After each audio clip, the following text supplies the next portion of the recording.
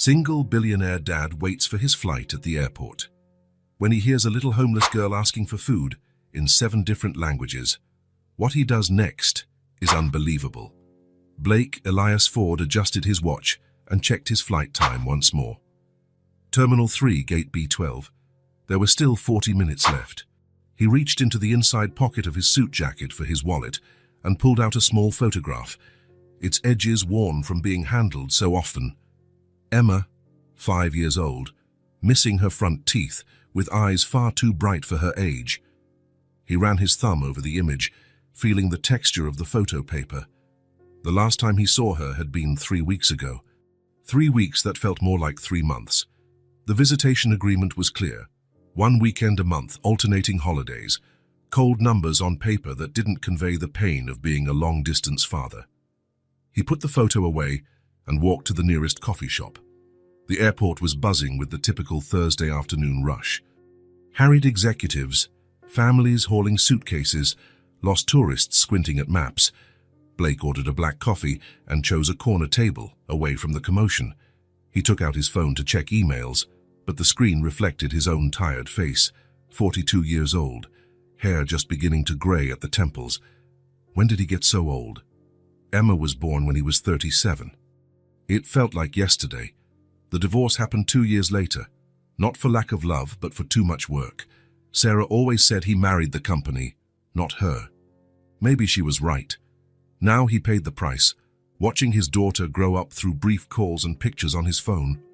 Blake raised his coffee cup to his lips when a small voice cut through his thoughts. "Excusez-moi, monsieur, avez-vous de la nourriture?" He looked up.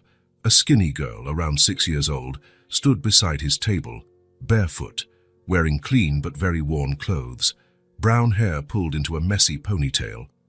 "Sorry, I don't speak French," Blake replied in English. The girl switched languages without missing a beat. "Do you have food, sir?" Blake blinked, surprised. "You speak English? Sprechen Sie Deutsch? Habla Español? Do you speak Portuguese?"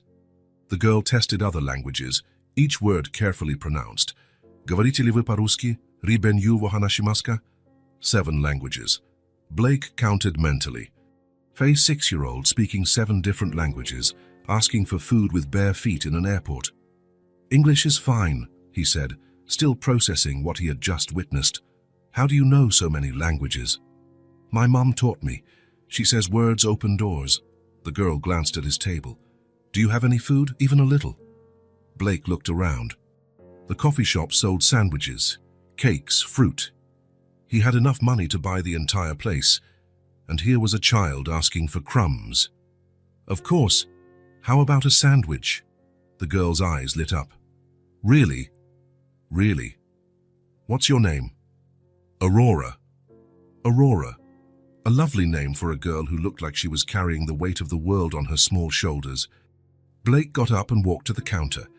He ordered 2 sandwiches, hand a juice and an apple and a chocolate muffin. When he returned to the table, Aurora was seated, legs swinging without reaching the floor. "Thank you," she said, as Blake placed the food in front of her. She didn't dive into the food like he expected. Instead, she separated half of the sandwich. "I'll save this for my mom." Blake felt a tightness in his chest. "Where is your mom?" "Looking for a job. I came here to see if someone would give me food." Aurora bit into the sandwich slowly, as if trying to make it last. "Do you have kids?" The question caught him off guard. Blake touched the pocket where he kept Emma's photo. "Yes, a little girl about your age. She also loves to learn." "Does she live with you?" "No, she lives with her mom, in another city." Aurora nodded like she understood grown-up complications perfectly. "She must miss you." Blake swallowed hard. "I miss her too. Why don't you live together?" How could he explain divorce, shared custody, and the messes of adult life to a 6-year-old begging for food in an airport? "Sometimes things get complicated between adults," Blake said. "But that doesn't mean I love my daughter any less." Aurora took a sip of juice. "My mom says that love has no size or distance. It either exists or it doesn't." The simplicity of her words hit Blake like a punch to the gut. A 6-year-old had just summed up in 2 sentences what he couldn't explain to himself in 2 years of therapy. "Your mom is wise." She is. She knows a lot. We used to have a big house with lots of books. She taught me different languages every day. Aurora paused. We don't have the house anymore, but she still teaches me new words. Blake watched the girl eat. She had the same curious gleam in her eyes as Emma, the same way of tilting her head when asking questions, the same precocious intelligence that made him proud and worried at the same time. But Emma had a warm home, a private school, new clothes, and shoes that fit. Aurora had 7 languages and bare feet. The contrast was brutal. "What's your name?" Aurora asked. "Blake." "Blake," she repeated, testing the sound. "It's a strong name, like a rock." He smiled for the first time in weeks. "And Aurora is a beautiful name, like the sunrise. My mom picked it because I was born really early and when the sky was still pink." Aurora finished eating and carefully folded the sandwich wrapper, storing the other half. "Thank you, Blake. You're kind." A loudspeaker announced boarding for Blake's flight. He looked at the gate, then at Aurora. "I have to go." "They're calling my flight." "Are you going to see your daughter?" "Yes, I am," Aurora smiled. The same bright smile Emma gave when she was happy about something simple. "Give her a hug from me. Tell her it's from a friend who also loves to learn." Blake stood up, took out his wallet and pulled out some bills. "For your mom," he said, placing the money on the table. Aurora looked at the money, then at him. "Mom says we shouldn't accept handouts. It's not a handout. It's a gift from someone who has a daughter a lot like you." She picked up the money and put it in her jeans pocket. "Thank you. I'll tell Mom you're a good person." Blake walked toward his gate, but turned back once more. Aurora stood there in the same spot, waving her small hand. He boarded the plane with a knot in his throat. During the 3-hour flight, Blake tried reading reports, answering emails, organizing the agenda for the following week. But his mind kept wandering back to Aurora, her bare feet, the 7 languages, her smile that resembled Emma's. She has the same curious eyes, he thought, but she's all alone. When the plane landed, Blake called Sarah to let her know he'd arrived. Emma picked up the phone. "Daddy, did you bring me something?" "I did, Princess. I'll see you soon." But while he spoke to his daughter, Blake couldn't stop thinking about Aurora. A brilliant child who should be in a classroom, not at an airport begging for food. The flight had taken off, but Aurora remained with him. Sarah was waiting at the airport, Emma running alongside her as soon as she saw Blake exit the arrivals area. "Daddy!" Emma leapt into his arms. Blake lifted her off the ground, feeling the familiar weight of his daughter. 5 years old, but already talking like a little grown-up. "Hi, Princess, I missed you." "I missed you too. Look, I lost another tooth." Emma flashed a gap-toothed grin, pointing to the empty space in front. "Really? Did the tooth fairy visit?" "Yep. She left $5 under my pillow." Blake looked at Sarah, who shrugged with a smile. "Inflation," she said. In the car, Emma wouldn't stop talking. She told him about school, her new teacher, the neighbor's cat that climbed a tree and had to be rescued by firefighters. Blake listened to it all, but his mind kept drifting to Aurora. The 2 girls were almost the same age, the same curiosity, but Emma talked about cats and fairies, while Aurora talked about not having a home. "Daddy, are you listening to me?" "Of course, Princess. You were talking about the cat." "No, Daddy. I was asking if you're going to take me to the park tomorrow." "I am. What if we get ice cream too?" Emma clapped her hands. "Can I pick 2 flavors?" "You can pick as many as you want." Blake hugged his daughter tightly. She smelled of strawberry shampoo and had light pink nail polish. Clean clothes, new shoes, a backpack full of colorful books. Everything a child should have, everything Aurora did not. "Daddy, are you staying the whole weekend?" "Yes, Princess. Saturday and Sunday are all ours." "Can I pick what we do?" "You can pick everything." Emma clapped again. "I want to go to the zoo, have ice cream, watch a movie, and make pancakes on Sunday." "All that? All of it? You promised I could choose?" Blake laughed, the first genuine laugh he'd had in weeks. Emma had a gift for making everything seem simple. Emma snuggled into the car seat and closed her eyes. Blake watched her sleep for the rest of the drive. Her hair neatly cut, rosy cheeks, the peaceful breathing of someone who always slept in a warm bed. When they arrived at Sarah's house, Blake carried Emma in his arms to her room. She woke for a second as he laid her in bed. "Daddy?" "Yes, princess." "Are we making pancakes tomorrow morning?" "We'll make the best pancakes in the world." "With chocolate?" "With chocolate and strawberries." Emma smiled with her eyes closed. "I'm glad you came." She drifted back to sleep. Blake kissed her forehead and quietly left the room. Sarah was in the kitchen making tea. "You seem different," she said without turning around. "How so?" "I don't know, more pensive than usual." Blake sat at the table. "I met a girl at the airport, about Emma's age. And she was begging for food, barefoot, alone." Sarah turned to face him. "Did you help?" "I bought her a sandwich, gave her some money." "And now you feel guilty for having a privileged child?" Blake sighed. Sarah was always direct. It was one of the things he admired and found irritating in equal measure. "Maybe." "Blake, you can't save all the children in the world." "I know, but you can be a good father to Emma." He nodded. Sarah was right. She usually was. But as he went upstairs to the guest room, Blake couldn't stop thinking about Aurora. Blake left Emma on Monday morning with a heavy heart. The weekend had passed too quickly. Pancakes on Saturday, the zoo in the afternoon, a movie at night. On Sunday, more pancakes, a park visit, and a drawing session that lasted hours. Emma drew princesses. He tried drawing cars that looked like boxes on wheels. "You're bad at drawing, Daddy," Emma laughed, "but I like your boxy cars." Now, 3 days later, Blake was back at his office, trying to focus on quarterly reports. But the numbers on the screen blurred with memories of Aurora, the barefoot girl who spoke 7 languages. The cruel contrast between her and Emma wouldn't leave his mind. On Wednesday afternoon, Blake closed his laptop and grabbed his car keys. He told his secretary he'd be back later. He didn't explain where he was going. He wasn't entirely sure himself. The airport was busy as always. Blake bought a coffee and headed to the same cafe where he'd met Aurora. He didn't really expect to find her there. What child would spend her entire life in an airport? But there she was, sitting in the same corner, watching people walk by, still barefoot, still thin. But when she saw him, her eyes lit up. "Blake!" She ran to him. Blake felt a tightening in his chest. When was the last time someone was so happy just to see him? "Hi, Aurora. How are you?" "I'm okay. Mom still can't find a job. Yesterday we only had old bread the baker was going to throw away." The casual way she talked about her own hunger left Blake speechless. Emma complained if dinner was 15 minutes late. "Do you want something to eat?"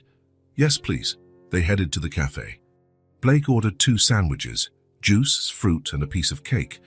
Aurora waited for him to sit before she started to eat. "You came back," she said, as if it were the most natural thing in the world. "I did." "Why?" Blake paused. Why indeed? To feel less guilty, to prove something to himself, or simply because he couldn't stop thinking about her? "I wanted to see how you were," Aurora smiled. "Mom says kind people are rare, that when we find one, we should take good care of them. Your mom is wise." "She is." Aurora took a slow bite of her sandwich. "Want me to tell you a story?" "Sure." Aurora wiped her hands on a napkin and settled into the chair. "We used to have a big house. Really big. With stairs that made noise when you walked up. It was funny, like music. Mom said it was like a giant piano." Blake listened, picturing a little Aurora climbing musical stairs. "We had a real piano, too, black and shiny. Mom played classical music every morning while we had breakfast. I knew all the songs by heart." "Do you know how to play piano?" "I used to. Mom taught me. But now," Aurora shrugged, "we don't have a piano anymore." "What about the books?" Aurora's eyes lit up. "Oh, the books. We had an entire library. Books in French, German, Italian, Russian. Mom read to me in different languages. She said each language sees the world differently. That's why you speak so many languages." "Yes. Mom always said that words are doors.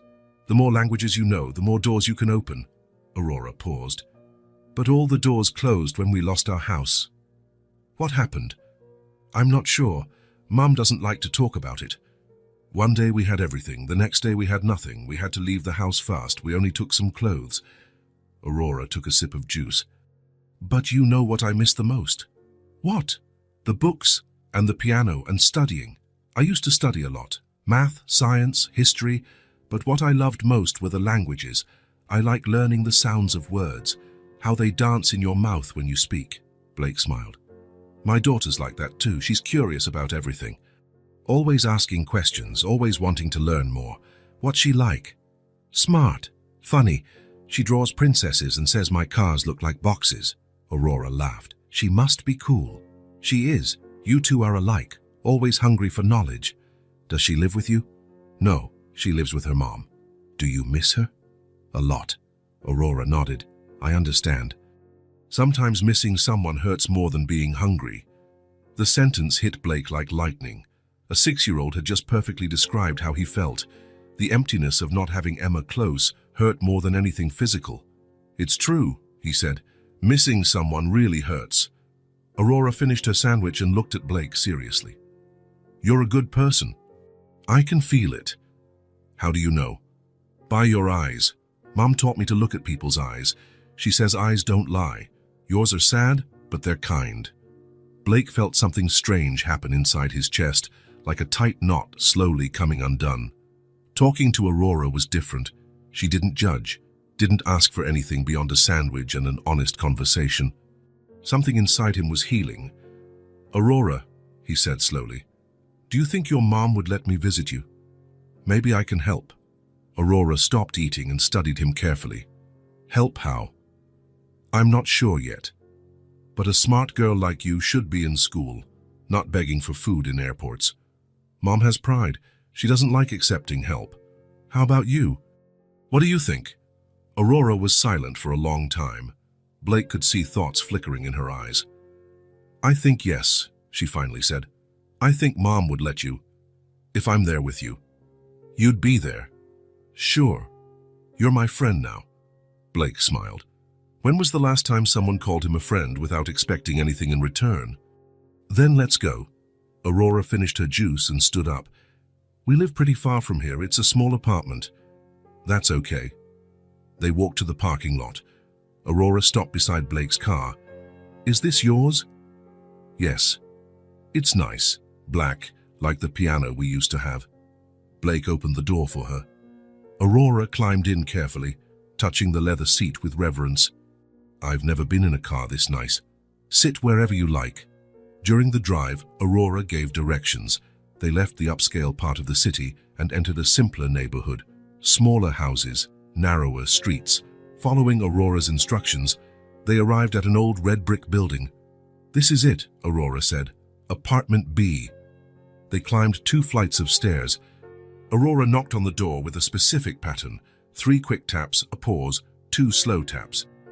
That's so Mum knows it's me, she explained. The door opened, and Blake saw a woman around 35, brown hair in a simple bun, tired but alert eyes, clean clothes but worn. There was a quiet elegance about her, as though she was once used to better things. Aurora, you're late, the woman said, then noticed Blake. Who is he? Mum, this is Blake, the kind man I told you about. He gave me food. The woman eyed Blake carefully. He could sense her silent assessment. A man in an expensive suit, wearing a pricey watch, driving a fancy car. What did he want with them? Pleasure to meet you, Ms. Estelle, she replied without offering her hand.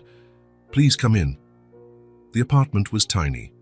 One room that was also the kitchen, an old but clean sofa, a small table with 2 chairs. Blake noticed a half-open door revealing a single bed. Where did they both sleep? Sit down, Estelle said, motioning to the sofa. Blake sat. Aurora ran over to her mum and whispered something in her ear. Estelle listened, glancing at Blake occasionally. Aurora says you've been kind to her, Estelle said finally. She's a special girl. She is indeed. Estelle sat at the other end of the sofa. What do you want, Mr. Blake? Blake Ford, and I don't want anything. I just wanted to meet you. Aurora speaks a lot about her mother. She shouldn't be at the airport, Estelle sighed, but options are limited. Aurora settled on the floor between them. Mom, Blake wants to help us. Estelle stiffened. We don't need charity. It's not charity, Blake said quickly. It's recognition. Aurora is extraordinarily smart. She should be studying. I know what my daughter should be doing. Estelle's voice had a carefully contained irritation. But life doesn't always give us choices. Blake glanced around the apartment. No books, no piano, nothing reminiscent of the life Aurora described. I'm sorry, he said. I didn't mean to offend. Estelle watched him for a long moment. Then her expression softened slightly. Aurora smiles when she comes back from talking with you, she said quietly. And that's rare. It's been a while since I've seen her really smile. Blake felt that strange sensation in his chest again, as though something broken was being mended. She makes me smile too, he said. It's been a long time since I've spoken with someone so honest. Aurora looked from her mom to Blake, as if sensing some shift in the air. Mom, she said gently, he's good. I'm sure of it. Estelle ran her hand over her daughter's hair. I know, sweetie, I know. Blake returned on Friday with 2 bags full of items. Children's math books, colorful notebooks, colored pencils, fresh fruit, and an illustrated English dictionary. He also brought a few French books he'd found at a specialty store. Aurora opened the door before he could knock, as though she'd been watching from the window. Blake, you brought stuff. I did. I thought you might like to really study. Aurora's eyes sparkled when she saw the books. She picked up the dictionary as if it were made of crystal. Can I really keep them? They're yours. Estelle appeared from the tiny kitchen, drying her hands on a towel. She eyed the bags with a cautious expression. You didn't have to, she said, but Blake sensed no anger in her voice, just caution. I wanted to. Aurora told me how much she loves studying. I do. Aurora was already flipping through a science book. Mom, look, it has pictures of the solar system. Blake sat at the small table. Estelle brewed tea without asking if he wanted any. It was a silent ritual forming between them. Blake noticed how Estelle watched his every movement, every word, careful, but not hostile. How's your work search been? Blake asked. Still looking, Estelle answered, setting 3 cups on the table. Had a few interviews. Nothing solid yet. Aurora had already scattered the notebooks around and was testing the colored pencils on a piece of paper. Blake watched the genuine joy in the girl. When was the last time he'd seen anyone so excited about books and pencils? Can I draw, Mum? Yes, sweetie. Blake watched Aurora draw. She started with a yellow circle, the sun. Then a house with square windows, a green tree next to it, simple but surprisingly precise. He felt that familiar ache in his chest. Emma was so far away, but seeing Aurora focused on her drawing soothed something within him, like part of the emptiness he carried was being filled by the presence of this little girl. You draw well, Blake said. Mum taught me. She knows how to draw real people. Really? Estelle shrugged. A bit. It's been a while since I've drawn anything. Why did you stop? I didn't have time, Estelle said, but Blake sensed there was more to the story. Aurora lifted the paper. Done. It's our old house. Blake looked at the drawing. The house had 2 floors, lots of windows, a big porch. A black piano was drawn in the living room through an open window. Was it really like that? Even bigger, Aurora said, but I don't know how to draw bigger houses. Blake picked up a pencil. Can I try to help? Aurora nodded eagerly. Blake drew a few lines extending the house. He wasn't a great artist, but he managed to convey a bigger structure. Like this. More or less, there was also an outdoor stairway to the garden. They spent the next hour drawing together. Aurora described. Blake tried to capture her description in simple lines. Estelle watched them, sipping tea in silence. Blake felt a peace he hadn't experienced in months. It felt good to have a purpose unrelated to spreadsheets or meetings. My daughter likes to draw too, Blake said while Aurora colored a tree. But she draws princesses. She says my cars look like boxes. How old is she again? 5. I wish I had a sister, Aurora said, not looking up from her paper. I'd teach her things. Blake felt a familiar twinge in his chest, but this time it wasn't just pain. It was gratitude. She loves learning too, but she's far away from me, and you remind me of her. Aurora paused and looked at him. Why does she live far away? Because sometimes adults make difficult decisions, and children end up suffering from them. Aurora nodded as if she completely understood. You miss her. I miss her a lot. Aurora put down her pencil and took Blake's hand. Her small hand was warm and stained with blue ink. Does she know you miss her? I think so. Then it's okay. As long as you both know you love each other, distance doesn't matter that much.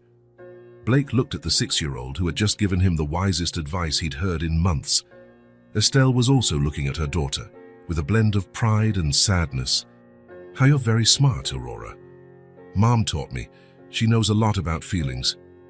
The following week, Blake set up a routine. He arrived at 3 in the afternoon when Aurora came back from walking around the airport. He always brought something useful, new books, fruit, study materials. Never anything so lavish that it might make Estelle uncomfortable. Blake discovered that teaching Aurora was a pleasure. She absorbed everything at lightning speed. Multiplication, division, even basic fractions. Within 2 hours, she was solving problems children of 8 usually learn. She's thirsty for knowledge, Blake told Estelle, while Aurora practiced exercises. She's always been this way, right? Since she was little. Always asking questions, always wanting to know why. Like Emma. Estelle smiled. Blake noticed she smiled more now. Curious children are a gift and a challenge. True. Emma asks me things I don't know how to answer. Last week she wanted to know why clouds don't fall. And what did you say? That I'd research and tell her later. Did you research? Blake laughed. I did. It has to do with air density and the weight of water droplets. Aurora would love that explanation. The bond was forming, subtly, respectfully, solidly. Blake didn't invade their space, but he was present. He brought things they needed, not expensive gifts. He asked before giving an opinion. He listened more than he spoke. Estelle was starting to relax around him. She no longer tensed her shoulders when he arrived. Sometimes she even smiled at his silly jokes for Aurora. For Blake, those afternoons had become the best time of the week, better than any business meeting, better than any professional achievement. Watching Aurora learn was like witnessing a flower bloom. It filled the emptiness left by Emma's absence.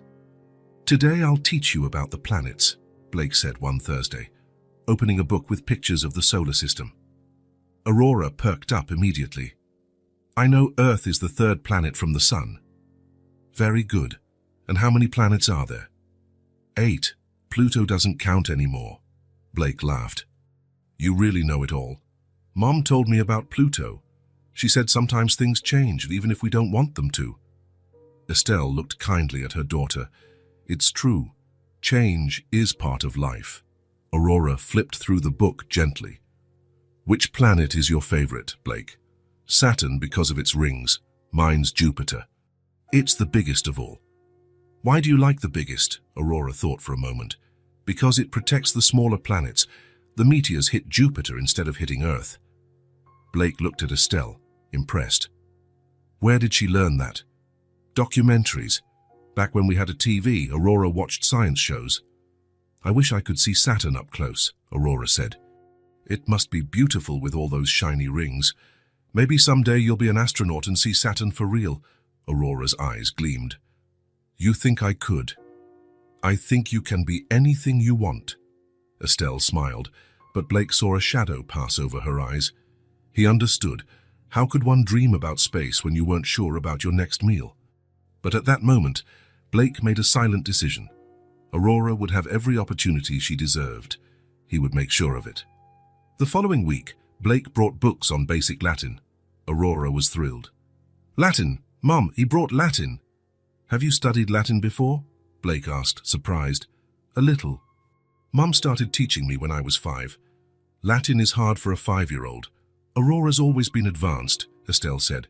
She taught herself to read at 3, just from watching me. Aurora was already flipping through the book. Here, Rosa, Rose. I remember this. What does it mean? Rosa, like the flower. In Latin, you change the end of the word depending on how you use it in a sentence. Blake was impressed. Do you remember any more words? Some. Aqua is water. Terra is earth. Stella is star. Aurora paused. And amor is love. Mom said that word sounds similar in almost every language. Why Latin? Blake asked Estelle. Because it's the root of many modern languages. If you understand Latin, it's easier to learn French, Italian, Spanish. Aurora lifted her head from the book. And because it sounds pretty, carpe diem, veni, vidi, vici. The words have music. Blake felt a growing admiration for Estelle. Even with no resources, she gave her daughter an education many wealthy kids didn't have. My old stairs used to sound like a piano, Aurora went on, resuming her drawing. Each step had a different sound. I'd climb them singing scales. Do, re, mi, fa, sol, la, ti, do. You know music too. I did. Mom taught me piano for 3 years. Blake glanced around the tiny apartment. There wasn't even space for a simple keyboard. Do you miss it? A lot. But Mom sometimes sings for me. She has a pretty voice. Estelle blushed slightly. Aurora exaggerates. I don't exaggerate. Sing that Italian song, Mom, the one about the little bird. Not here, sweetie. Please. Frau Blake. Estelle hesitated, then softly began humming a gentle melody. Aurora was right. Her voice was indeed lovely, clear, on pitch, trained. When she finished, Blake clapped quietly. Where did you learn to sing? Private lessons, when I was a kid. And piano. That too. Blake was starting to get a clearer picture. A family that once had money for private lessons, books in multiple languages, a big house with a piano. Estelle and Aurora weren't just victims of poverty. They were cultured people who had lost everything. In the following weeks, Blake found himself anticipating his afternoons with Aurora. It was as if she filled a part of him that had been empty since the divorce. Her curiosity, her probing questions, the way she soaked up knowledge, all of it reminded him of Emma, but in a way that didn't hurt. Aurora, for her part, flourished under his attention. She asked more complex questions, drew with more confidence, smiled more. Blake also noticed a physical change. Regular meals gave her cheeks a healthier look, her eyes a brighter spark. Estelle watched everything carefully, but Blake sensed she was starting to trust him, not just as someone who helped, but as someone who genuinely cared about Aurora. I was learning Latin and Japanese before, Aurora said one afternoon, practicing her handwriting. It was fun because they're so different. Latin uses our alphabet more, but Japanese has pictures. Do you remember any Japanese words? Arigato means thank you, sayonara means goodbye, and hon means book. Blake shook his head. You're extraordinary, Aurora. Mom taught me. She says knowledge is the only thing nobody can take away. Blake looked at Estelle washing dishes in the tiny sink. He sensed a painful history there, but also tremendous strength. Your mum's right, he said. What you learn stays with you forever. Aurora smiled and went back to writing. Blake watched her, feeling something he hadn't felt in a long time. Purpose, simple joy, the sense that he was making a difference in someone's life. When he got up to leave that afternoon, Aurora hugged him tightly. Thank you for the books, Blake, and for teaching me new things. Thank you for teaching me too. I teach you. You do. You teach me that learning can be fun, and that small people can have huge hearts. Aurora laughed and waved from the window as Blake got in his car. Driving back home, Blake realized something. For the first time in months, he didn't feel empty. He still missed Emma, but alongside the missing was something new. Gratitude, joy, the sense that he could be a father in a different way, but still meaningfully. Aurora was filling the void left by Emma's absence. And he was giving Aurora what she deserved. Education, attention, the chance to be the brilliant child she was born to be. The bond between them was forming, quietly, respectfully, but it was real. And Blake had never felt so useful in his entire life. Blake arrived on a Tuesday with a smile on his face. He'd stopped by a French bookstore, and found some children's books in French that he knew Aurora would love. The routine of spending afternoons with her had become the best part of his week. "Blake!" Aurora ran to the door as soon as he knocked. "I finished all the math exercises you gave me. All of them. That was 20 problems." "I know. Mom helped me with 2, but I did the others by myself." Estelle emerged from the kitchen, smiling. Blake noticed she seemed more rested these days, maybe because she no longer worried so much about Aurora during the day. "She woke up early to finish the exercises," Estelle said. "She was excited to show you." Blake felt that familiar warmth in his chest. When was the last time anyone was excited to show him something that wasn't work-related? "I'll check them all," Blake said, taking a seat at the table. "But first, I brought a surprise." Aurora clapped her hands when she saw the French books. "They're stories." "Yes. Le Petit Prince or Madeleine, and some fairy tales." "Can I read them out loud?" "Of course." Aurora opened Le Petit Prince and began reading slowly, pronouncing each word carefully. Her accent was impressive for a child who hadn't had formal lessons in years. Blake watched, amazed. Aurora had a natural gift for languages beyond what he'd imagined. As she read, he noticed some old books stacked in the corner of the table. Worn covers, clearly well used. "Are those your old books?" Blake asked when Aurora paused. "Yeah, the only ones we managed to save when we left the house." Blake picked one up. It was a heavy, yellowed art history book. He flipped through it absently while Aurora resumed reading. "This one seems like a college-level book," he said. "It was Grandpa's," Aurora replied without looking up from the French book. "Mom saved a few of his books." Blake turned the book over to see the spine, European Art History, 18th Century. It looked academic and expensive. He opened the back cover to see if there was any handwriting. That's when he saw it. Written in blue ink in careful script, Aurora St. Clair. Blake felt an odd stirring in his stomach. St. Clair. Why did that name ring a bell? "Aurora," he asked, trying to keep his tone casual. "This book has your name on it." "It does." She turned. "Oh, yeah, that's the one Grandpa gave me for my 4th birthday. He wrote my name so I wouldn't forget it was mine." Blake looked again. Aurora St. Clair. The last name stood out on the page, but he couldn't figure out why. "St. Clair is your family's last name?" "Yes, it was Grandpa's last name, and Mom's, before I was born." Blake nodded, but something in him was unsettled. St. Clair. Where had he heard that before? "It's a pretty name," he said, closing the book gently, but his mind kept circling back to that surname. St. Clair, St. Clair. He should know it, but from where? "Blake, are you okay?" Estelle asked. "You look distracted." "I'm fine. It's just, that name sounds familiar. But I can't recall where I heard it." Aurora was reading Le Petit Prince again, but Blake could no longer concentrate fully. The name St. Clair echoed in his head like a song he couldn't place. The rest of the afternoon passed normally. Blake checked Aurora's exercises, perfect and as expected. They read the French books together, with Aurora translating words Blake didn't know. They talked about astronomy, geography, history. But all afternoon, Blake felt as though there was something important he was forgetting. Something about St. Clair that should be obvious, but remained out of reach. "Grandpa had lots of books," Aurora said, leafing through another old volume. "Mom said he read 3 books a week." "What did he do for a living?" Blake asked casually. "He had a company. Mom said he was really smart with business." Blake nodded, but the answer only deepened his unease.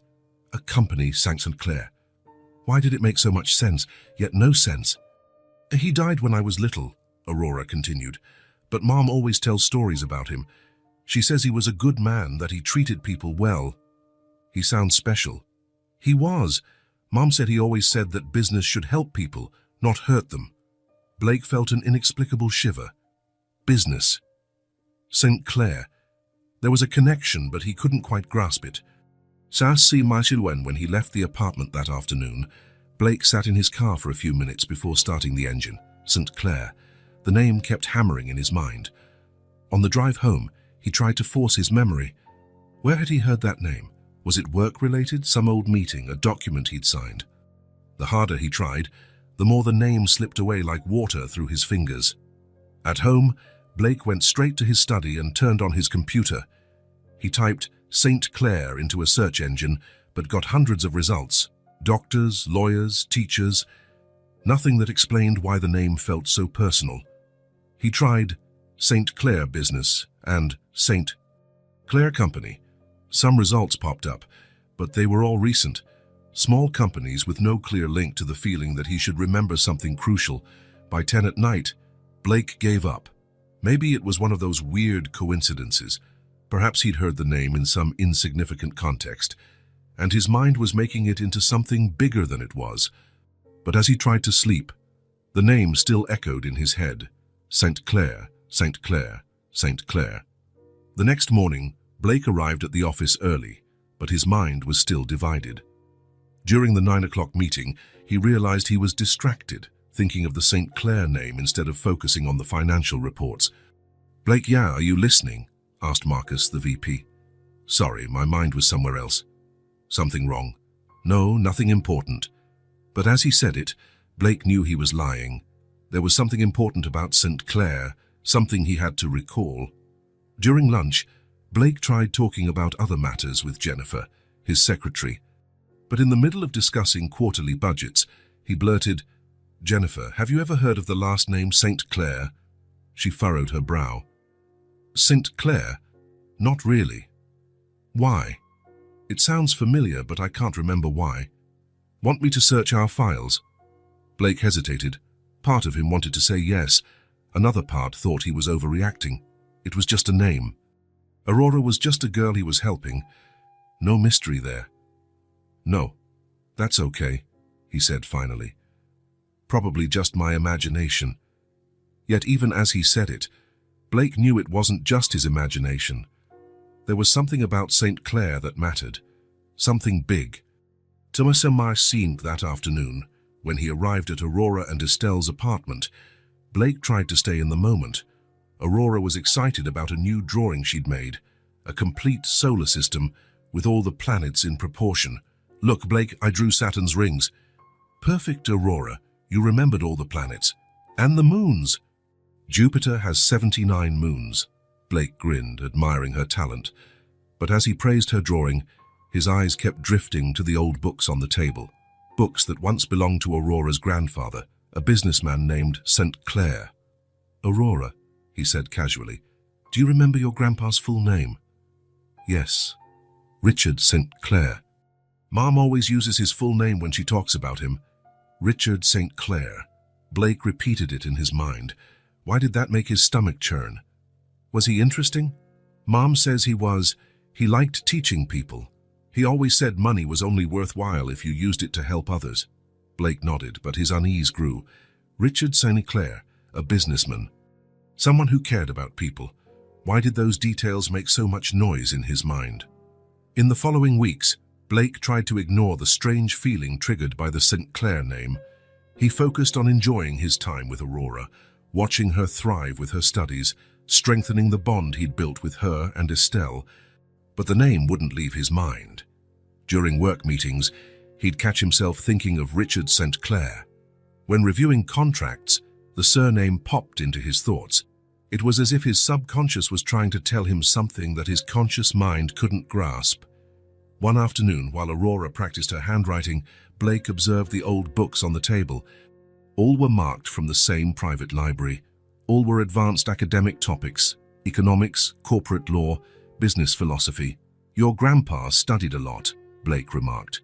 "He said you never stopped learning," Aurora replied, carefully forming her letters. "Mom says he read late into the night." What did he like reading about most? How to do business the right way. He always said money without honesty wasn't worth anything. Blake felt that now familiar shiver. Honest business, Richard St. Clair. Why did these words affect him so much? "He seems like a good man," Blake said. "He was, until someone really bad did something bad to him." Blake's blood ran cold. "What do you mean?" Aurora stopped writing and looked at Estelle, who was preparing tea in the kitchen. "Mama, can I tell him?" Estelle hesitated. "Just the basics, sweetheart." Aurora turned back to Blake. "Grandpa had a friend who worked with him. But the friend wasn't really a friend. He made Grandpa lose everything. Blake felt he couldn't breathe. Lose how? Mom said that man lied and stole Grandpa's company. That's why we lost our big house. Blake looked at Estelle, who avoided his gaze. Clearly, she didn't want to go into details. It was a long time ago, Estelle said quickly. Not worth talking about. But Blake could barely speak. Richard St. Clair. So a man of business ethics, betrayed by a partner, lost everything. Why did this story resonate so powerfully? Why did he feel like he already knew it? A seed had been planted when he saw the name in that old book. Now it was growing, turning into something he could no longer ignore. There was something about St. Clair he needed to recall, something important, something that would change everything. But what? Blake didn't know, not yet. But the sense that he was about to discover something terrible wouldn't leave him. The seed was planted, and it had begun to sprout. Blake couldn't sleep that night. The name St. Clair echoed in his mind like an alarm that wouldn't shut off. He got to the office at 7 in the morning, an hour early. The feeling that he was forgetting something crucial wouldn't let him go. Richard St. Clair, a businessman betrayed by a partner. Aurora and Estelle losing everything. Why did this story shake him so deeply? Blake went straight to Jennifer when she arrived at 8. Jennifer, I need you to look for anything related to the name St. Clair in our files. Anything at all. Jennifer noted the urgency in his voice. Okay. Digital or physical archives? Everything, especially old stuff, from about 10 or 15 years ago. All right. Can you give me a better idea of what I'm looking for? Blake hesitated. How could he explain he was searching for something he didn't even know? Anything, any document, contract, correspondence. The name might be St. Clair Holdings. Jennifer wrote it down. I'll start now. Blake tried to focus on morning reports, but his mind was elsewhere. Every time he thought of Aurora talking about her grandpa, that knot in his stomach tightened. At 10:30, Jennifer knocked on his office door. Blake, I found something. He looked up immediately. What? Old documents. Very old. They weren't in the digital system, only in the physical archives in the basement. Blake stood. Show me. They went down to the storage room. Jennifer had set aside 4 thick folders on a makeshift table. St. Clair Holdings, she said, from 2008 to 2010. Looks like your father had dealings with them. Blake felt the world freeze for a second. His father, Andrew Ford. What kind of dealings? From the paperwork, they looked like partnerships in various projects, investments, acquisitions. Blake picked up the first folder, his hands trembling slightly. He opened it and began reading the initial documents.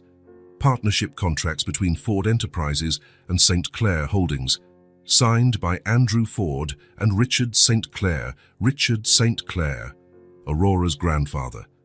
Blake felt as if the floor had disappeared beneath him. He kept reading, already sensing the horror that would follow. The earliest documents showed a prosperous collaboration. Andrew Ford and Richard St. Clair working together on various acquisitions, buying struggling companies, restructuring, selling for profit. Blake skimmed quickly, searching for something that explained what went wrong. He found it. An internal memo dated February 2009. Andrew Ford expressing frustration with St. Clair's excessive concern for the well-being of employees at acquired companies. Business is about profit, not social welfare, was written in Andrew Ford's own handwriting. Blake read on, more memos, more frustration. Richard St. Clair consistently opposing Andrew Ford's more aggressive methods, trying to protect jobs, insisting on fair severance, refusing to cut worker benefits. Blake saw a handwritten note in the margin of one contract. St. Clair is becoming an obstacle. His father's handwriting. Blake flipped pages faster, heart pounding. The story was becoming clearer. 2 men with completely opposing views of business. One who saw people as numbers on a spreadsheet. Another who believed business should serve people, not the other way around. Then Blake found the document that changed everything. A hidden clause in one of the partnership contracts. A clause allowing either partner to dissolve the partnership in case of irreconcilable operational incompatibility. Blake read the clause 3 times. It was written in dense legal language, buried in pages of technical text. Richard St. Clair probably hadn't noticed when he signed, but Andrew Ford had. The next document was a legal notice dated August 2009. Andrew Ford was dissolving the partnership and assuming total control of all shared assets, all legal, all within the contract's terms, completely immoral.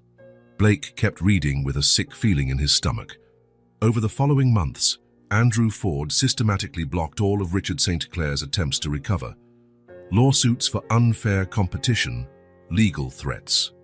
Pressure on shared clients, investigations, letters from lawyers, veiled threats of legal retaliation. Finally, the last document in the folder, a death certificate. Richard St. Clair died in March 2011. Heart attack. Age 52. Blake closed the folder and put his head in his hands. Richard St. Clair, Aurora's grandfather, the man who gave her books as gifts, the man who believed in helping people through business, the man Blake's father had deliberately destroyed. Blake picked up another folder and found more documents, reports from private investigators Andrew Ford had hired to monitor the commercial activities of ex-partners. Monitor, a polite word for espionage. Blake read report after report. His father had made sure Richard St. Clair never recovered. Every time St. Clair tried to start something new, Andrew Ford found a way to sabotage it. It wasn't enough to have taken the man's company. Andrew Ford wanted to utterly destroy him, and he had succeeded. The last documents detailed the St. Clair family's financial situation after Richard's death. The widow struggling with debts. The young daughter, Estelle, growing up under increasingly precarious conditions. And years later, Aurora was born into a family that had lost everything because of Andrew Ford. Because of the Ford name. Because of him. Blake stood up slowly. He walked to the tiny window in the records room and stared at the parking lot below. Expensive cars, corporate buildings, the business world in which his father had built an empire. My name built empires, Blake murmured to himself, by destroying families. Everything made sense now. The big house Aurora described, the piano, the library with books in many languages, the sophisticated education Estelle had given her daughter, even in poverty. They weren't just random victims of hard times. They were specific victims, victims of Andrew Ford's greed and cruelty. Blake thought of Aurora in the airport, barefoot, begging for food in 7 languages. He thought of Estelle, too proud to accept charity, struggling to find work. He thought of the brutal irony that he had become friends with the family his own name had destroyed. Blake returned to the table and gathered all the documents into the folders. He would take them home. He would read every detail. He would understand the full extent of what his father had done, and then he would decide what to do next. Ursuma Carvereth that night, Blake stayed up until 3 in the morning rereading every page. Each new document painted a clearer picture of Andrew Ford's systematic destruction. It wasn't just a business deal gone wrong. It wasn't a simple disagreement. It was a cold, calculated act of betrayal. Richard St. Clair had trusted Andrew Ford. He'd shared confidential information, signed contracts without suspecting betrayal, believed they were building something together. And Andrew Ford used that trust as a weapon. Blake closed the last folder and sank into his home office chair. He knew exactly what he had to do. Not out of guilt. Guilt was an emotional luxury that wouldn't help Aurora or Estelle. But out of dignity, out of justice, out of everything that was right in the world. He would tell them the truth. He would look Aurora in the eyes and explain that the man she saw as a friend was the son of the man who destroyed her family. He would tell Estelle that the last name he carried was the very one that had taken everything from her. And then he would try to fix what could still be fixed. He couldn't bring back Richard St. Clair. He couldn't undo 15 years of hardship and poverty, but he could give Aurora and Estelle what they'd always deserved, what had been stolen from them. Blake picked up his phone and called Jennifer, despite the late hour. "Jennifer, I know it's really late, but I need you to schedule a meeting with our attorneys for tomorrow morning. And I want all the company's financial documents for the last 5 years on my desk at 8. Is everything okay, Blake?" "No," he said, But it will be. I'll make sure of it." When he hung up, Blake felt both heavier and lighter at once. The weight of the truth he had to tell, the relief of finally knowing his purpose. Aurora St. Clair, the girl who taught him that learning could be fun, the girl whose family had been ruined by the man he called father. Blake would do the right thing, even if it meant losing the two people who made him happiest, even if it cost him everything. Blake stood outside the red brick building for 15 minutes before climbing the stairs. He had rehearsed what to say hundreds of times the night before, but now that he was there, every word felt insufficient. How do you tell a 6-year-old that the man she considers a friend is the son of the man who destroyed her family? How do you face a woman who has learned to trust you and admit you carry the name that ruined her life? Blake took a deep breath and climbed the 2 flights of stairs. Each step felt heavier with the weight of the documents he'd read. He stopped in front of apartment B. He could hear voices inside. Aurora laughing at something Estelle said. The sound of her laughter made his heart ache. In a few minutes, that laughter would be gone. Blake knocked on the door with the familiar pattern, 3 quick taps, a pause, 2 slow ones. "Blake!" Aurora's excited voice came from inside. Small footsteps ran to the door. The door opened, and Aurora greeted him with a giant smile. She was wearing a t-shirt he had brought the week before, light blue with a drawing of the solar system. "You're early today. I was just finishing a drawing for you. It's a castle with a giant library." Blake looked at her beaming face and felt as if someone was crushing his heart. "Aurora," he said softly, "can we talk? You and your mum?" Aurora noticed something off in his tone. Her smile faded slightly. "Is everything okay? You look sad. Can we sit down?" Estelle appeared from the kitchen, drying her hands on a towel. Blake could see she'd been cooking. The apartment smelled of soup. "Blake, are you all right? You look pale." Blake stepped inside the tiny apartment. He glanced around, the table where they had studied, the books he'd brought, Aurora's drawings on the wall, a place that had become special to him, a place that would soon be filled with pain. "I need to tell you both something," Blake said, sitting on the sofa. "Something I found out yesterday." Aurora sat next to him, still with that total trust children have in adults they love. She took his hand like she always did. Estelle remained standing, but Blake could see she was tense. Blake looked at Aurora, then at Estelle. "Where to begin?" "My full name is Blake Elias Ford," he said slowly. Aurora smiled. "Ford? Like the cars?" "Like the Ford Corporation," Blake corrected. "My family has a big company." Estelle frowned. Blake could see something clicking into place in her mind. The Ford name, his sudden appearance in their lives, the obvious wealth. "Blake," Estelle said carefully, "why are you telling us this?" Blake took a deep breath. "Because I found out my father." He paused. The words felt like shards of glass in his throat. "Andrew Ford, what about your father?" Estelle asked, but Blake could see in her eyes that she already knew. "He was the partner who betrayed your father, Estelle.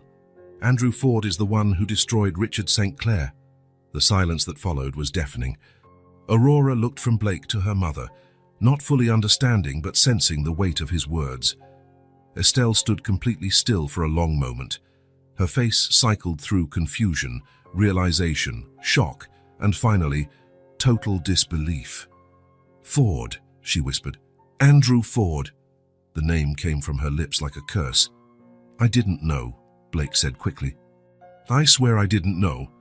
I only found out yesterday when I saw your names in the old company files, when I saw the documents of what he did." Estelle stared at him with an expression Blake had never seen before. Not just anger, but something deeper, pain, betrayal, and complete horror. "You didn't know," she repeated slowly, as if testing the words. "No. I had never even heard of Richard St. Clair until yesterday. My father never told me about how he destroyed my family." Estelle stood abruptly. "How he stole everything we had. How he killed my father." Aurora shrank on the sofa. "Mom, why are you yelling?" Blake gripped Aurora's hand more tightly. "He didn't physically kill him," he said carefully. "But I understand what you mean. I read the documents. I saw what he did. You understand?" Estelle let out a harsh laugh. You understand what it's like to watch my father die of heartbreak? To see a good, honest man destroyed by someone he thought was a friend? Blake stayed silent. There was nothing he could say. Your father didn't just take our company, Estelle continued, voice rising. He made sure we could never recover.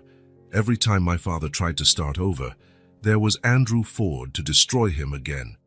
Aurora looked from her mom to Blake, tears welling up in her eyes, unsure why everyone was so upset. Blake, Aurora said in a small voice, why is Mom so angry? Blake looked at her, feeling like his heart was being torn out. Because sometimes we find out things that make us sad. Estelle, Blake tried, I want to fix this. I want to do what I can to fix it. Estelle let out a bitter laugh. How do you fix 15 years of poverty? How do you fix my father being dead? How do you fix my daughter having to beg for food in airports because the father of someone she thought was a friend destroyed us? Every word felt like a knife. Blake knew he deserved all of it. I know I can't undo what happened, but I can at least try to give you back what was taken. Give us what? Estelle cut him off. Money to ease your guilt. You think that will fix anything? It's not about guilt, Blake said. It's about justice. It's about doing the right thing. The right thing, Estelle was trembling. The right thing would have been your father never destroying my family. The right thing would have been Aurora growing up in a house with books and a piano instead of begging for crumbs. Aurora began to cry quietly. Why are you fighting? Estelle looked at her daughter, her expression softening for a moment. But when she turned back to Blake, the hardness returned. Blake stood slowly. My name is Blake Elias Ford, he said, as if introducing himself for the first time. I found out my father ruined your family. I didn't know, but now I do. And what do you want me to do with that information? Estelle asked. Forgive you. Pretend it doesn't matter.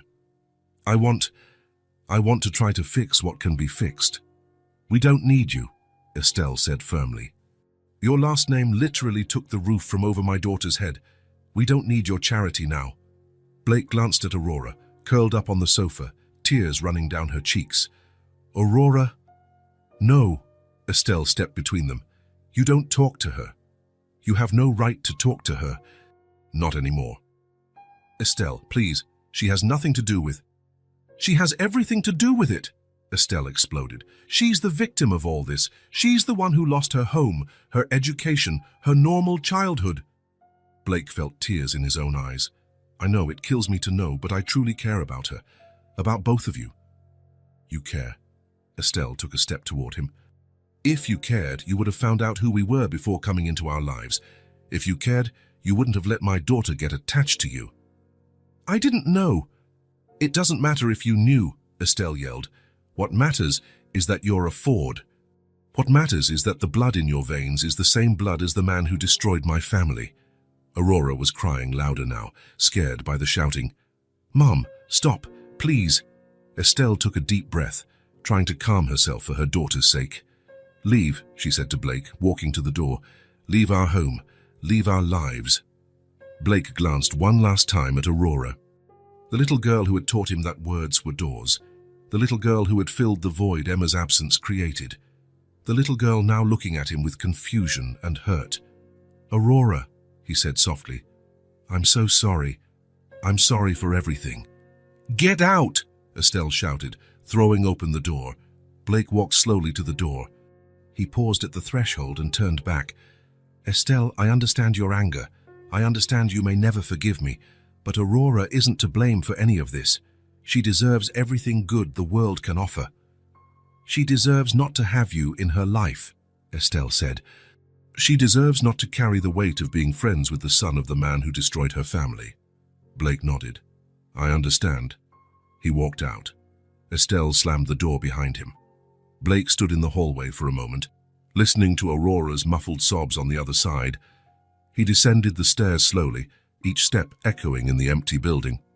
When he reached his car, he sat in the driver's seat for a long time before he could start the engine. He had done the right thing by telling the truth. He knew that. But doing the right thing had never hurt so much. No. In the days that followed, Aurora asked questions Estelle didn't know how to answer. Mom, Why did Blake leave without saying a proper goodbye? Estelle was washing dishes in the tiny sink, looking for a way to explain adult betrayal to a 6-year-old. Sometimes people have to leave our sweetheart. But he said he was going to teach me about the stars today.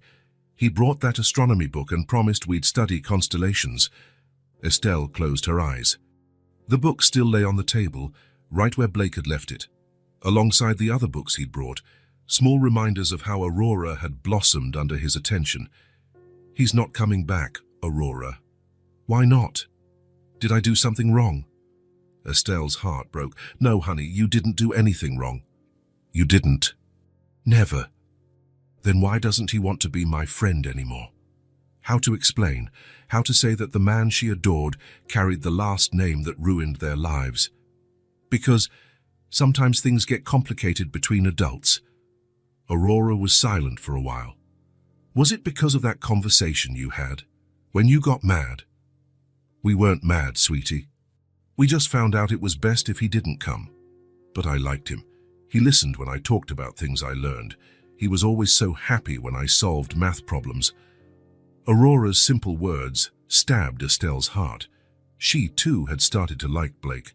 She had started to trust him. She had begun to believe there might be genuinely good people in the world.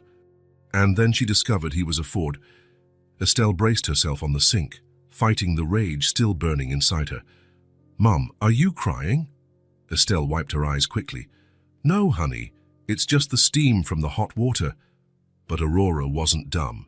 She knew when adults were sad. Is Blake coming back tomorrow? No, Aurora, he isn't. Ever again. Estelle turned to look at her daughter. Aurora sat at the table, legs swinging, eyes still red from crying. Never again. Aurora nodded slowly. Can I keep the books he brought? Estelle glanced at the stack of books on the table. Evidence of Blake's presence in their lives. Evidence of how she'd been fooled. But Aurora loved those books. You can keep the books. Can I finish the math exercises he gave me? Yes, Aurora resumed, swinging her legs. Mom. Yes. Why do grown-ups do things that hurt kids? The question hit Estelle like a punch. Aurora didn't fully understand, but she knew she'd been hurt by adult decisions. I don't know, sweetheart. Sometimes grown-ups make bad choices. Did Blake make a bad choice? Estelle hesitated. Blake had lied by omission about who he was, but he also genuinely cared about Aurora. He was the first person in years to make Aurora smile every day. It's complicated, Estelle finally said. In the following days, Estelle noticed Aurora becoming quieter. She still did her math exercises, still read her French books, but there was a sadness in her that wasn't there before. Mum, Aurora said one afternoon, do you think Blake misses me? Estelle felt her heart tighten. Why do you ask? Because I miss him, and he said I reminded him of his daughter, so maybe he misses me too. Estelle didn't know how to respond. In truth, she believed so. She believed Blake did miss Aurora. She believed he had genuinely cared for her, which made it all even more painful. Blake Ford had arrived in their lives like a savior, giving Aurora hope, giving her the education she deserved, making her smile again. And all the while he carried the last name that had destroyed everything they once had. Estelle was consumed by anger. Anger for being deceived. Anger for letting Aurora get attached. Anger for starting to believe that maybe things could get better. Anger because she still felt, deep down, that she missed him too. But mostly, she was angry because Aurora was suffering. And Aurora had already suffered enough because of the Fords. She had suffered more than enough for a lifetime. Blake drove for 2 hours to the mansion where he'd grown up, in the wealthiest part of the city, 10 acres with wrought iron gates and manicured gardens. The house where he learned that money was more important than people. A house that now made him sick just to look at. Andrew Ford, now 68, still kept a strict routine. Blake knew he'd find him in his private study at 9 in the morning, going over financial reports while sipping black coffee brought by the maid on schedule. Blake parked in the circular stone driveway. He looked at the imposing facade of the house, marble columns, huge windows, architecture meant to impress and intimidate. How many families had been destroyed to pay for all that? The maid greeted him at the door. "Good morning, Mr. Blake. Your father is in his study." Blake nodded and walked through the familiar corridors. Expensive paintings on the walls, Persian rugs on the floors, antique furniture worth more than most people earned in a year, all built on the ruins of people like Richard St. Clair. Blake knocked on the study door. "Come in." Andrew Ford was seated behind a massive mahogany desk, reading glasses perched on his nose, a stack of documents in front of him. At 68, he was still an imposing figure, grey hair perfectly groomed, an expensive suit even at home, a posture that commanded equal parts respect and fear. "Blake, what a surprise." Andrew didn't look up from his papers. "I thought you only came by at Christmas. We need to talk." "About what?" Andrew finally glanced at his son. "If it's about the company, you know you can schedule a meeting." Blake sat in the chair opposite the desk, the same chair he'd sat in as a child, listening to lectures on responsibility and success. "It's about St. Clair Holdings." Andrew paused. He removed his glasses slowly and stared at Blake. "St. Clair Holdings," he repeated. "I haven't heard that name in a long time. Richard St. Clair. Ah." Andrew leaned back in his chair. "So you've been digging through the old files." "I have, and I discovered what you did." Andrew shrugged. "I did business, like I always do." "You destroyed a man. You destroyed an entire family." "I dissolved a partnership that wasn't working," Andrew replied coldly. "All within legal bounds." "Legal doesn't mean right." Andrew laughed, a humorless sound. "Right? Blake, you're 42. It's time you understood how the world works. So explain. Why did you destroy St. Clair?" Andrew got up and walked to the window overlooking the gardens. He kept his back to Blake, hands clasped behind him. "Richard St. Clair was a dreamer," he said finally. "He thought business was about helping people, about doing the right thing." Andrew turned to face Blake. He didn't have the stomach to do what was necessary. Necessary for what? To win, to build something big, to leave a legacy. Blake stood as well. "You call this a legacy?"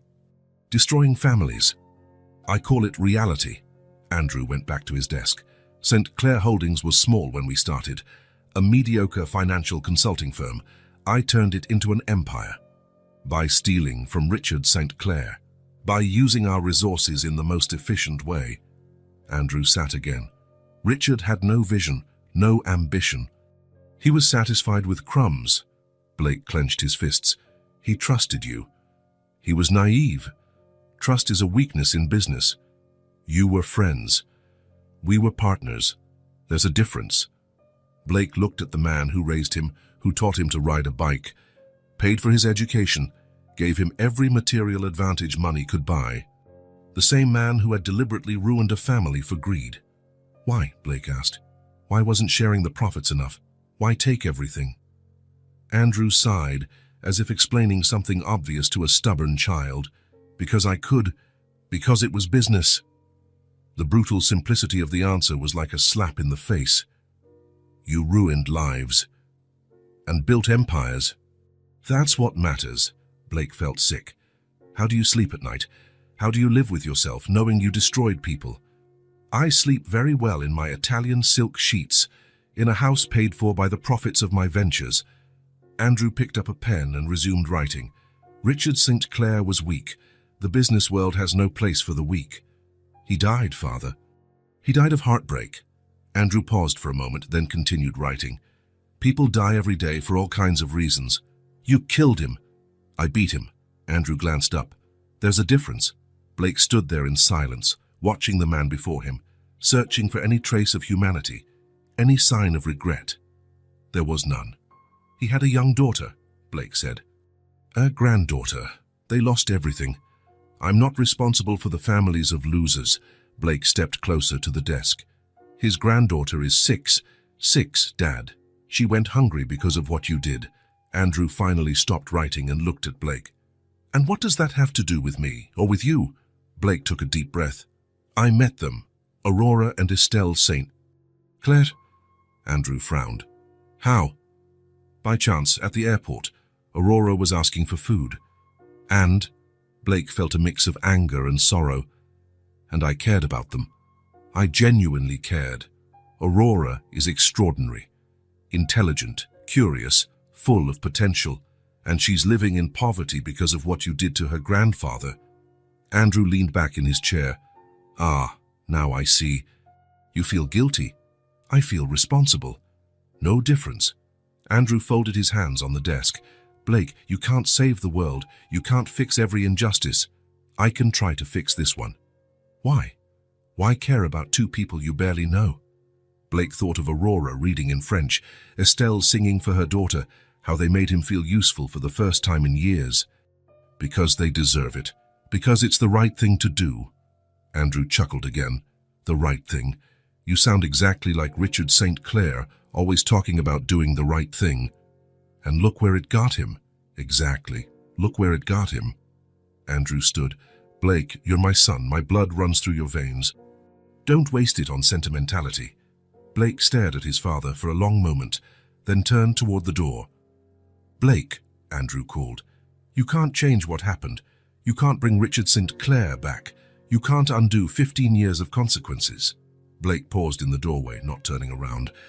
But I can try to do what's right from now on. And what's right, in your opinion? Blake turned to face him.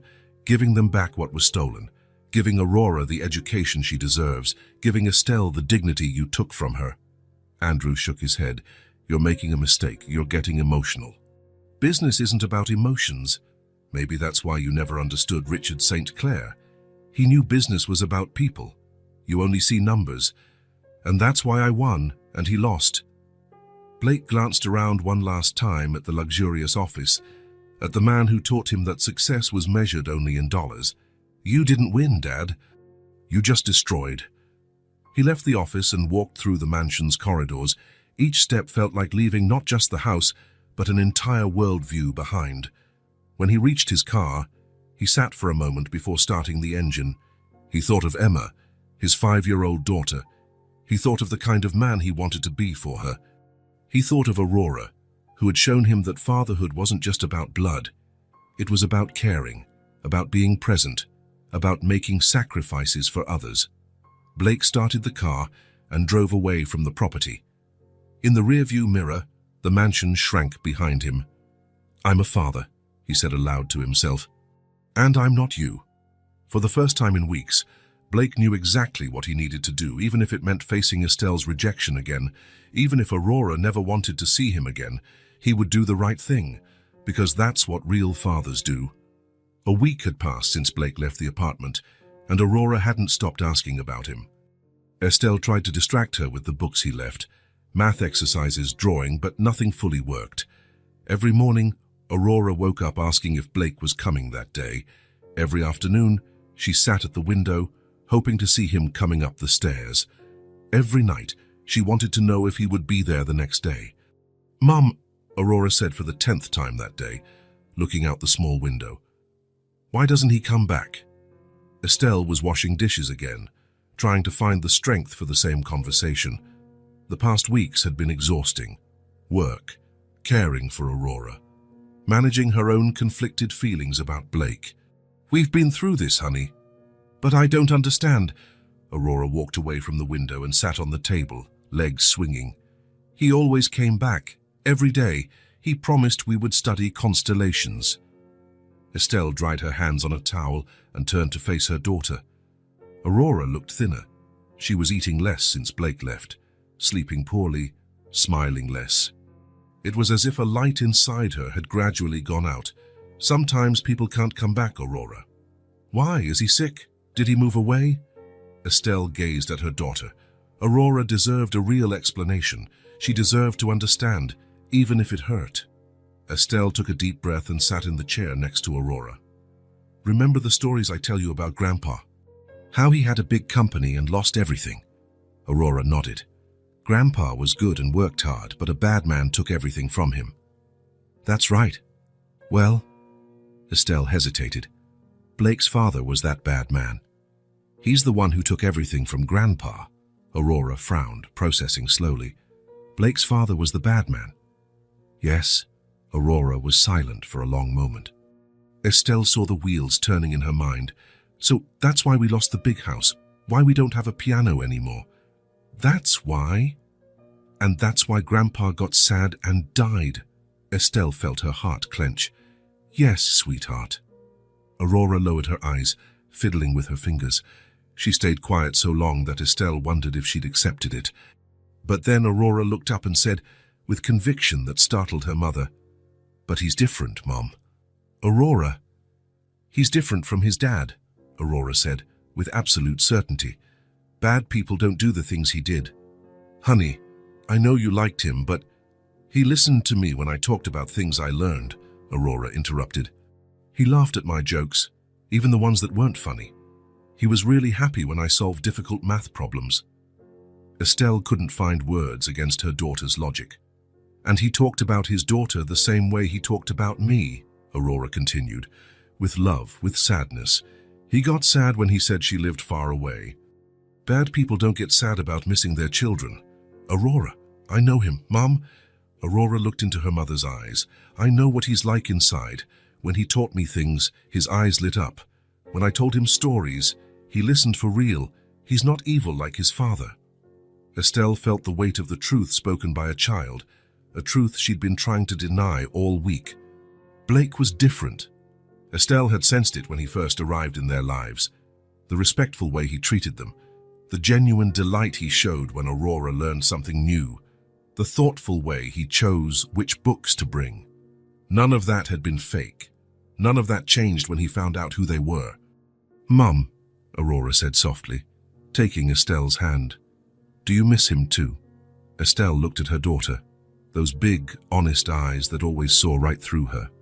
She couldn't lie. "I do. A lot. A lot." Aurora nodded like this confirmed something she already knew. "So why can't we call him? Why can't we say we want him to come back?" "Because it's complicated, Aurora. There's history between our families. But we're not the old families," Aurora said, with the simple logic of a child. "We're us. He's him. Grandpa's already gone. Blake's father is a different person from him." The silence in the apartment felt stronger than any argument. Estelle looked around. The books Blake had brought still on the table. The math exercises Aurora worked on every day. The solar system drawing on the wall. Evidence of how their lives had improved with his presence. Evidence of how Aurora had thrived under his care. "You know what I think?" Aurora asked. "What?" "I think Blake is sad too. I think he misses us." Estelle considered that. Blake had looked genuinely devastated when he left. "Mom," Aurora said, "will you call him, just to see if he's okay?" Estelle studied her daughter's hopeful eyes, the face that had lost some of its joy over the past weeks. "You really want me to call?" Aurora nodded eagerly. "Yes. And I think you do, too." Estelle smiled for the first time in days. "You know me well." "I do. And I know Blake, too. He's good, Mom." "All right," Estelle said. "I'll call." Aurora jumped off the table and hugged her tightly. "Thank you, Mom." Blake was in his office when the phone rang. Jennifer was out to lunch, so he answered it himself. "Ford Enterprises." "Blake." The voice was hesitant and familiar. Blake nearly dropped the phone. "Estelle?" "Yes, it's me." Blake sank into his chair, heart pounding. "Is everything okay? Is Aurora okay? She's asking about you. Every day. Several times a day." Blake closed his eyes. "How is she?" "Sad. She doesn't understand why you won't come back. She sits at the window waiting, and I don't know how to explain it to her." Estelle's voice quivered with emotion. "And Aurora made me realize a few things. She says you're different from your father. She says she knows who you are inside." Her tone softened. "I think she's right." Blake felt tears in his eyes. "Can I see you both? Can I explain what I want to do? Aurora will be very happy." "And you?" Estelle hesitated. "Me too." "Can I come this afternoon?" "You can come right now if you want. I'll be there." Blake knocked on the door with the familiar pattern. 3 quick taps, a pause, 2 slow taps. The door opened and Estelle appeared. She looked tired, but the anger in her eyes was gone. "Blake!" Aurora came running from behind her mother, throwing herself into his arms. Blake hugged her tight, feeling as though a missing piece had slotted back into place. "Hi, Aurora, I missed you. I knew you'd come back. Why did you take so long?" "I finished all my math exercises and read my French books twice already." Blake laughed, still holding her. "You're amazing." They went inside. Blake sat on the sofa, Aurora immediately snuggling up next to him. "Estelle," Blake began, "before anything else, I need to tell you about a conversation I had." Estelle pulled out a chair at the table, listening intently. "I visited my father, and he feels no remorse, none. To him, destroying Richard St. Clair was just another business move." Blake looked straight at Estelle. "But I'm not my father." "I know," Estelle said softly. Blake blinked in surprise. "You do?" "Aurora made me see that. Sometimes children see people more clearly than we do." Aurora grinned. "I told Mom you were good." Blake felt his heart warm. "Estelle, I want to do the right thing. I want to fix what my father tore apart." "How?" Blake took a deep breath. "I want to enroll Aurora in the best private school in the city. I want her to have real piano lessons, language lessons, anything she wants to learn." Estelle opened her mouth to protest, but Blake continued. "And I want to give you a share of my portion of the company. You deserve what was taken from you." "Blake, I don't know if I can accept—" "It's not charity," Blake said firmly. "It's restitution. Returning what never should have been taken." Aurora looked from her mom to Blake. "Does that mean you'll come see us again?" Blake looked at Estelle. "If your mom allows it?" Estelle hesitated a long moment. Blake could see the internal battle in her eyes. "You'll have to prove you're different from your father," she said finally. "How?" "By being present. By always telling the truth. By treating Aurora the way she deserves." Blake nodded. "I can do that." Estelle glanced at Aurora, whose eyes were bright with hope. "Okay," she said. "But this time, no secrets, no surprises." "No secrets," Blake agreed. Aurora jumped up and down on the couch. "So you'll come back tomorrow?" Blake laughed. "If you both want me to, I'll come every day." "I do." Estelle smiled as well, for the first time since learning who he was. "Then it's decided," she said. 3 months later, Blake was sitting at the same small table in the apartment, helping Aurora with basic algebra. She had started at the private school and was advancing quickly. "Done?" Aurora showed him her notebook. "I finished them all." Blake checked her answers. "Perfect, as always." Aurora beamed and ran off to show Estelle, who was in the kitchen making dinner. Blake watched the scene. Estelle was now working as a consultant on a new project at his company, not out of charity, but because she truly had a talent for financial analysis. Aurora studied happily, piano lessons twice a week, French on Thursdays. But more important than all that was how they'd become a non-traditional family. Blake visited every day. He took Aurora to school when Estelle was working. He helped with her homework. He attended her little piano recitals. He was present with affection and respect. "Blake," Estelle called from the kitchen, "can you come here for a minute?" Blake joined her. Estelle was stirring a pot of soup, but paused when he approached. "I want to tell you something," she said. "What is it?" She turned to face him. "I was wrong about you. At first, when I found out who you were, I thought your last name defined you." Blake stayed quiet, listening. "But a last name doesn't say who we are. You're nothing like your father. Completely different." She paused. "And I'm thankful you showed up. We're better off with you. I'm better off with you too. My daughter really cares for you. And I care too." Blake smiled. "You both changed my life. You taught me what it means to be a real father." Aurora came running in from the living room. "Blake, look." She held up a new book. "My teacher gave me this advanced astronomy book. It has pictures from the Hubble telescope." Blake crouched down to her level. "Let's check them out." They sat at the table, Aurora opening the book carefully. Estelle watched from the kitchen, smiling. The past hadn't changed. Richard St. Clair was still gone. Andrew Ford was still the man who destroyed a family for greed. But the story had been rewritten with justice, with presence, with love. Blake couldn't undo what his father had done, but he could build something new and better. Aurora pointed to a photo of a colorful nebula. "Look how pretty. It looks like a giant butterfly in space." Blake looked at the girl who had taught him that family wasn't just about blood, that fatherhood was about choosing to show up, day after day. "It's really beautiful," he said. "Should we read about it?" Aurora nodded eagerly and started reading aloud. Estelle kept cooking, listening to her daughter's voice mingling with Blake's gentle comments. For the first time in 15 years, their home was filled with a sense of future rather than the past. And Estelle knew that was what Richard St. Clair would have wanted for his granddaughter. Not revenge, not endless anger, but a happy child, well-educated and loved. A child who'd have all the opportunities she deserved. A child who would grow up knowing that despite life's cruelties, good people could still choose to do the right thing. Aurora finished reading about the nebula and looked at Blake with those curious eyes he had grown to love. "Can I be an astronomer when I grow up?" "You can be anything you want," Blake answered. "Absolutely anything." And for the first time, those words weren't just a kind wish. They were a promise he had the power to keep. Aurora smiled and returned to the book. Blake glanced at Estelle, who was watching them with happy tears in her eyes. The story had been rewritten. And this time, everyone won. If this story touched your heart, subscribe to the channel and turn on notifications so you don't miss the next ones. Leave a like because it helps this story get recommended to more people. See you in the next story.